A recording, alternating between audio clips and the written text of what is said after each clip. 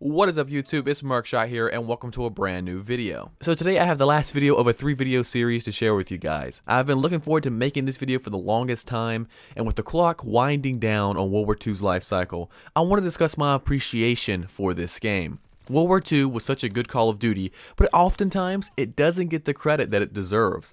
I've enjoyed playing World War II more than the 3 previous games combined. So I have a hard time understanding why people act like this game is the worst Call of Duty ever and is very boring and dead. I know this game's not perfect. It's far from it. But if you stop and think about it, what Call of Duty is? Yes, this game had a rough launch and didn't exactly have the most content to start off with. However, it's gotten a lot better since. Unfortunately for most, it was too late and they never saw these changes. I guess what I want this video to be about is what I really enjoyed from Call of Duty World War II, in hopes that it may bring some community-wide appreciation to this game. So let's get into it.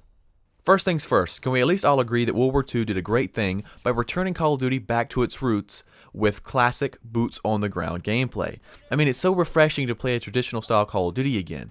I wasn't about that jetpack life, so this game was much needed for me to get back into the series. I honestly didn't play much of any of the advanced movement games, so World War II was one of the first Call of Duties in a long time to get me back grinding the series. If all else fails, this game set up Call of Duty to be back on track for years to come, and it proved to me that Call of Duty still has what it takes to keep me interested. Moving on, one of the best areas in World War II where it really shines is the gunfights. The time to kill is perfect, thus creating a very satisfying overall experience, especially when getting tons of kills. I love variety, and that's something World War II did absolutely phenomenal with. This game has so many different types of weapons and weapon variants, like for instance, you could play with the PPSH, the MP40, the BAR, the STG, and the Type 100, just to name a few. It was really fun to get to play with all of them, knowing that each provided something different to your setup, and that you could equally go off with any of them and go on a tear. Another thing that World War II did that I really enjoyed is how they handled the weapon DLC system throughout the year. I realize that not everyone likes this method.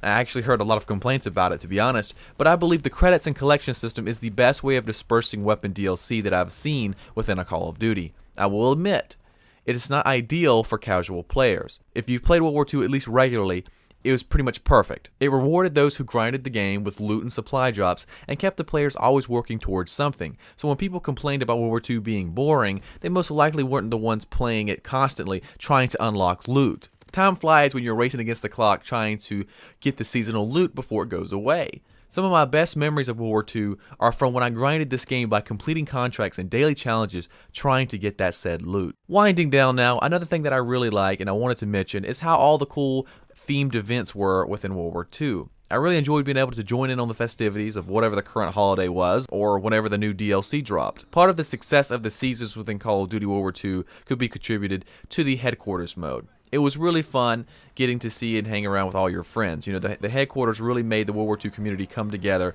and have fun with this game. It was a fun way to be in a party with a group of friends and mess around at HQ while the others were doing stuff like collecting contracts, prestiging, and opening supply drops.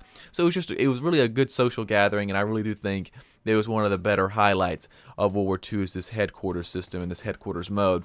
I would like to see it return in future Call of Duties. So to recap, World War II did phenomenal with the gun types on all the different gun variations.